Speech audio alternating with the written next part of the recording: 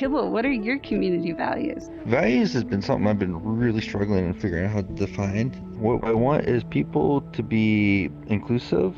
They value connections and curiosity, of course. But there's some new values I've been looking into, like grittiness. I was like, okay, we need some grit because these are things where people can fail.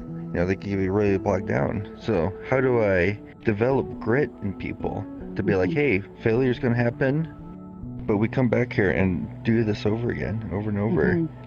Failure's just part of life.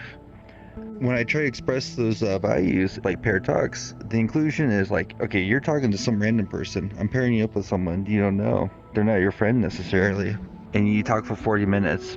And then at the end, we have the connections. It's like, hey, we have the introduction game where you have to introduce your partner to the rest of the people. And we also have the appreciation game where it's like, okay, I talked to this guy. I really appreciate these qualities about them.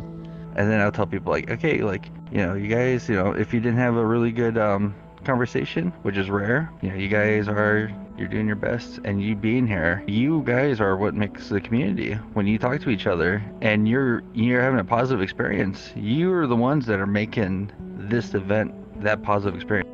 I'm just standing here by myself. You guys are doing all the work.